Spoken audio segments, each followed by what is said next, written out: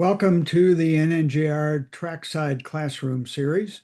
I'm Bill Gilbert, happy to present today's topic about advanced braking tips for advanced drivers. And we all know that braking is where the magic happens as we get better, and that we can all get better with our braking technique because we've all heard and seen the reality that we can never get the braking quite right, right? So, with that said, um, the normal disclaimer, if I can get the slides to work, that this is the best advice we can put together, but you use it at your own risk and with your own judgment. So, here's what we're going to talk about today. Very briefly, talk about where braking fits in the priority of getting around the track, um, a quick dissection of the braking sequence, and then I'm going to provide 6 tips that I hope you will find one or more of these that can help improve your braking on the track. So, just to review, if you will, the basics of what is our priority when we look at any given corner on any given track. Well, the first priority is the line, getting it correct. And you probably know that, and you know what the line is, and so you've probably got that part figured out. If you know, unless you're a driver in green or yellow.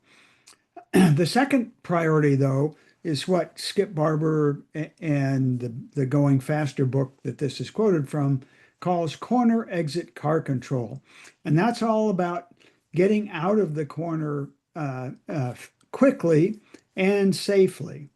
Um, and to do that, we want to find where is the first place we can safely get our foot on the floor, the wide open throttle point or what. And earlier than that is the throttle application point, as Skip Barber calls it. That's the first place you can get your foot on the gas pedal. They're both important, but the watt point is the most important one. And until we've figured out what's the earliest point that we can get our foot on the floor, we haven't maximized the exit.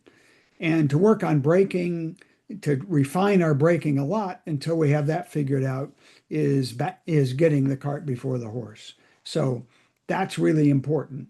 Once we know where that point is, now we can focus on refining our braking and making that smooth transition, from off the brakes and onto that throttle application point that gets us to the right watt point.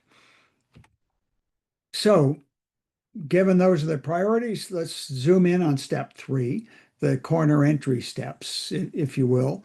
And this is pretty simple, right? But I want to make a couple of points here. Uh, we need to move our foot from the gas pedal to the brake pedal, or actually just pivot it. Our heel should be on the floor. And we need to do that quickly. Uh, I've heard people talk about reminding themselves to have fast feet so that the car doesn't, because the car's moving fast at this point. We want to, get onto the brakes as quickly as possible. Then we're going to slow down in a straight line. And as Ross Bentley mentions here, 2/3 of the braking happens in the first third of the brake zone. And if you look at the priority at the bottom from Gunnar Jeanette, the first third of the brake zone, our whole priority, our entire priority is to slow down. And so that straight line deceleration is a lot more important than we typically give it credit for. Because if we get that part right, now we can modulate and adjust and get the rest of it done properly. If we don't get quite enough speed scrubbed off in a straight line, we make everything else harder. Trail braking, the fancy term for braking after we turn in. We all know that we do trail brake in many corners, but not all.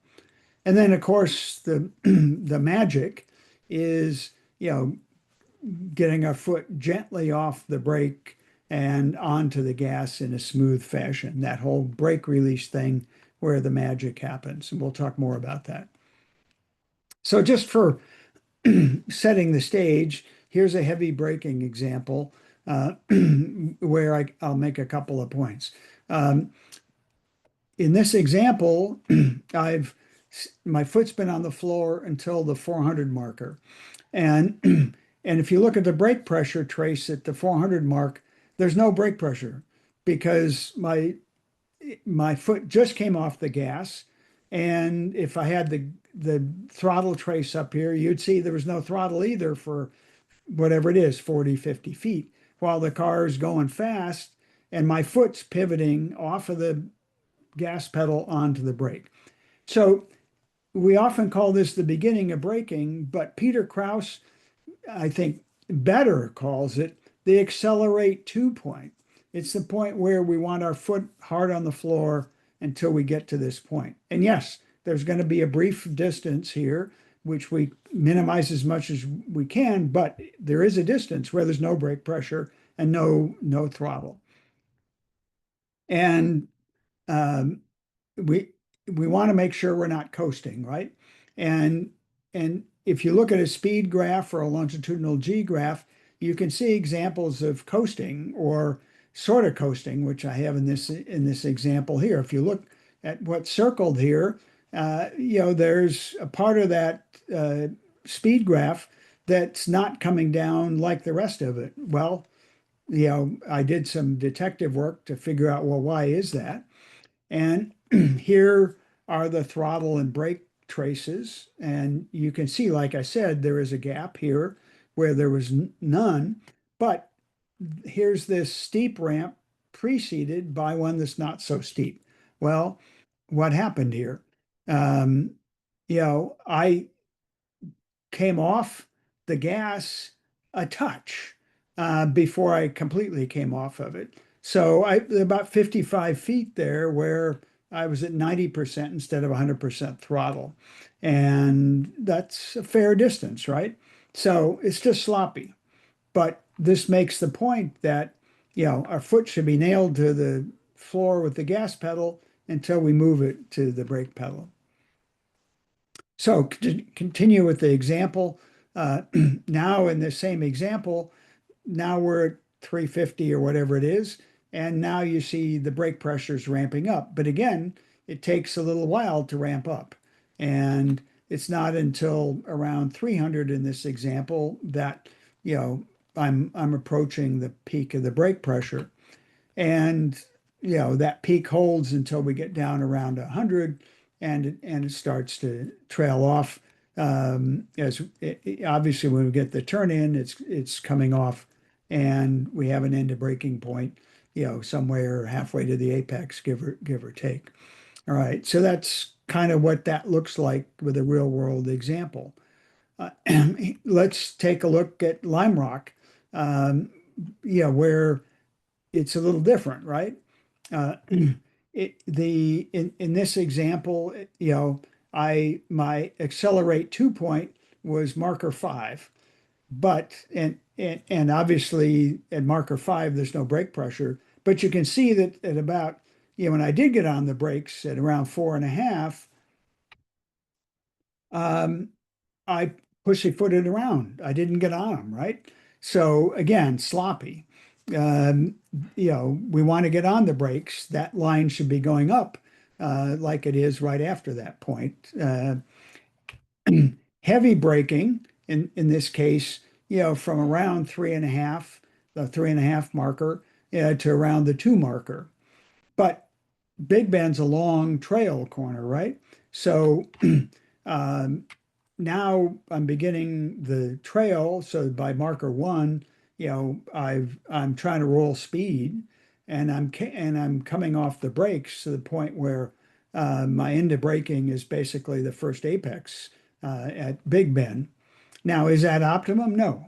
I should be able to do better than that. That end of braking should be further in. So there's probably ways to improve that. But this is an example, And I use it to show you how the brake trace looks different than it did at Watkins Glen turn one.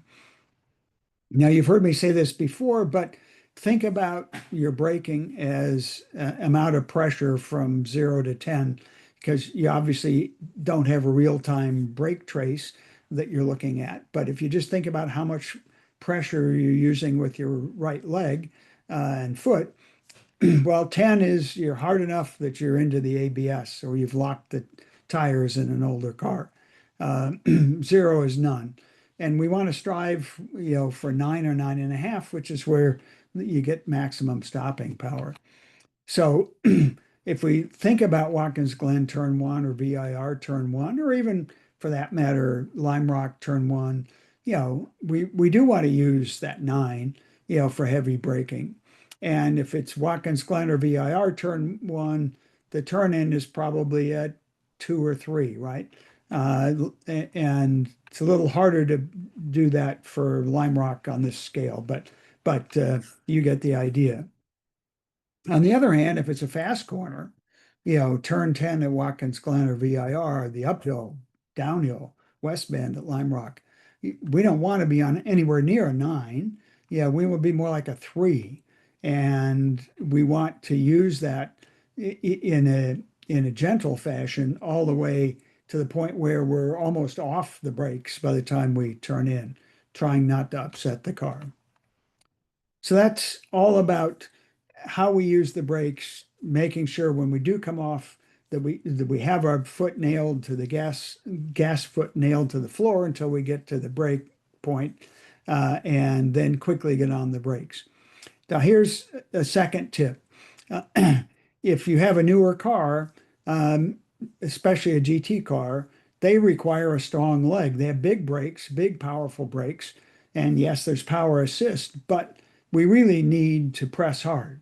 I describe that as 1, 2, where we put our foot on the brake and feel pressure, and then we just push to the floor as hard as we can almost. And let me show you an example of that. Here's a brake pressure graph where in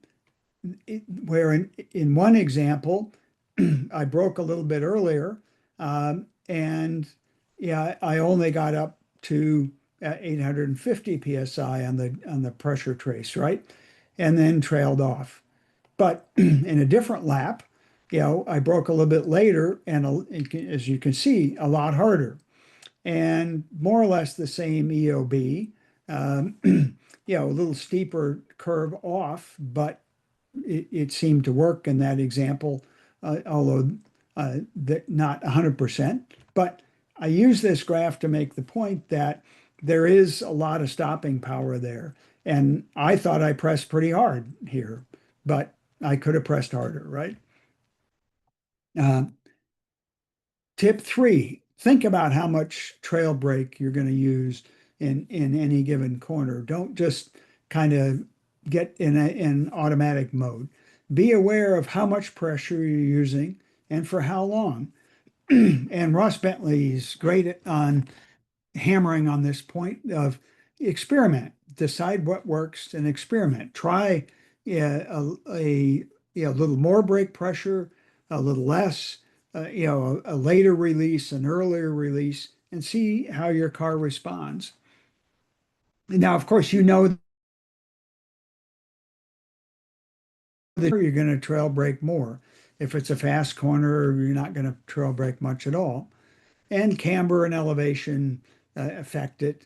And mid-engine cars, probably need a little bit less than others. But here's some common mistakes. Too much trail brake, meaning on too much brake pressure at and after the turn in, or going too far. That's a pretty common mistake I see in white and black.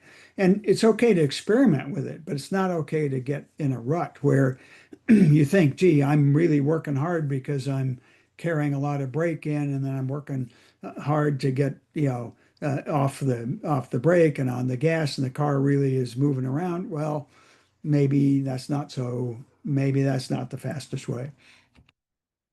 So let's use a couple of actually several examples here. Watkins Glen, and we're going to look at the track from a braking perspective. There's no slow corners and there are high speeds, right? So that we have heavy brake zones, turn one, bus stop, turn eight. Um, we have places we trail brakes, turn six, eight, nine, the bus stop, and maybe more. Uh, we have lots of elevation that helps and hurts. Um, we have fast corners in 10 and 11 that require very little trail brake and no heavy brakes, most likely, right? Lime Rock actually is more alike than not, with the exception perhaps of turn one. Um, there, there are no slow corners. There's a heavy brake into turn one. It's a classic long trail brake corner. The left-hander is a classic trail brake corner. Elevation helps and hurts. The turn names even tell us that. And we have three fast corners where we don't want to do much trail braking.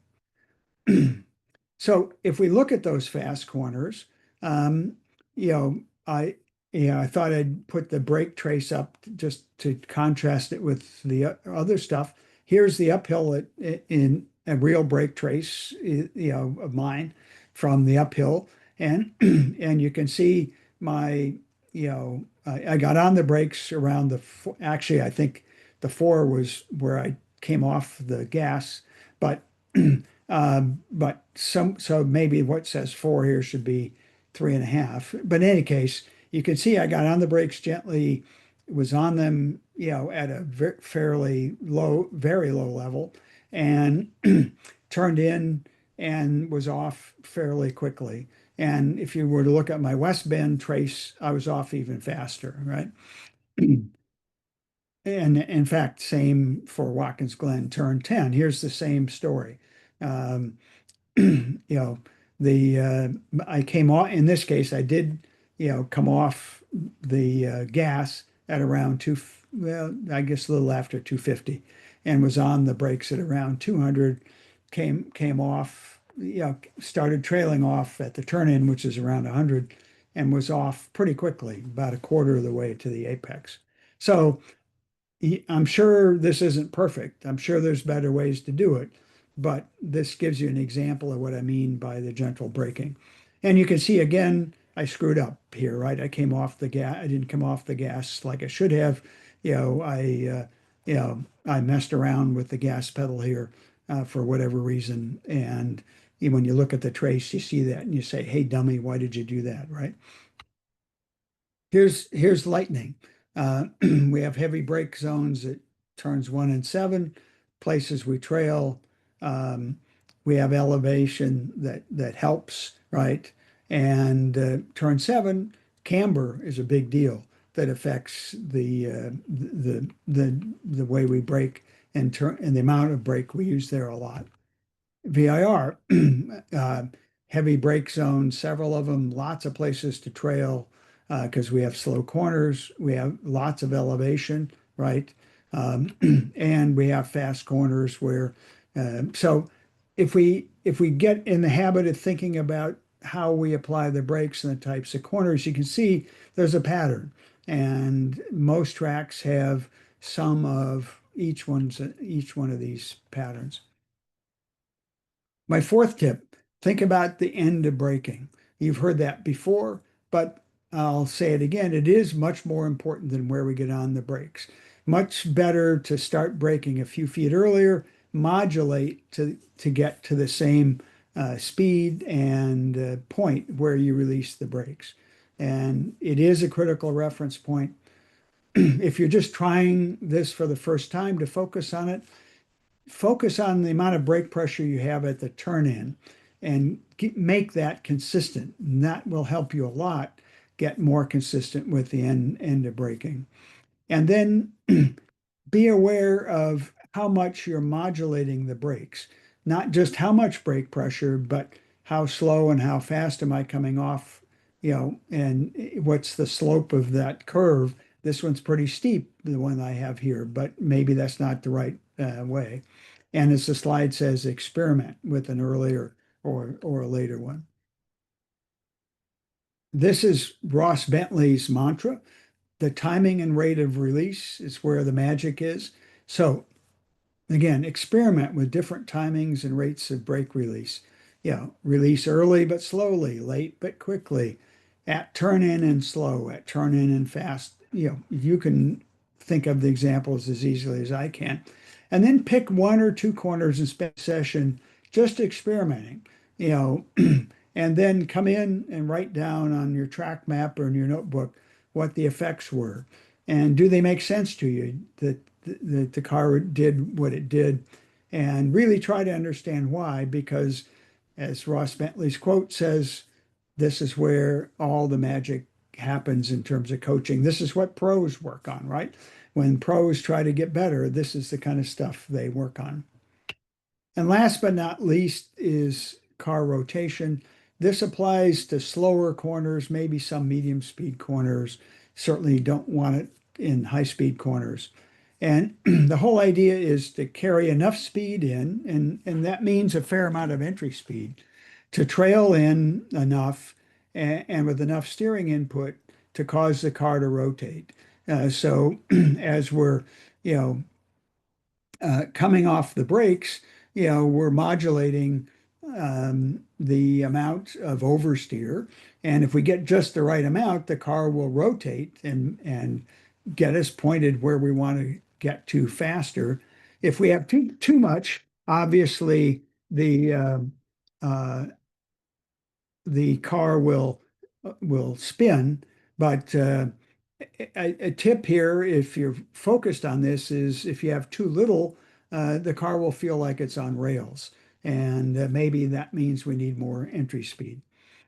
So here are the steps to think about. Make sure you have enough entry speed. Use a quick, crisp input on the steering wheel, and then manage with the brake release. And I have to emphasize here, this is not for everyone. Not everyone's ready for this, and it doesn't apply to every corner.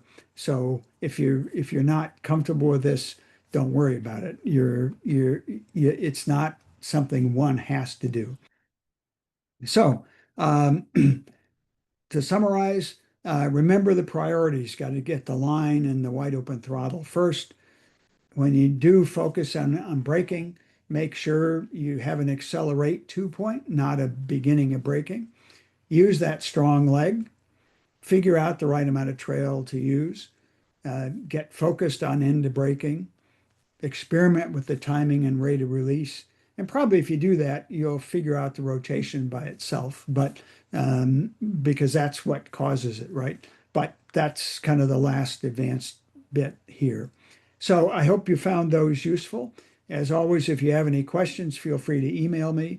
And I look forward to seeing you at the track and answering any questions there. And in particular, I look forward to seeing you at the track and learning from you. So again, think about what you're doing when you get in the car. I hope you apply some of these and find them useful. And most importantly, have fun. Have a great day.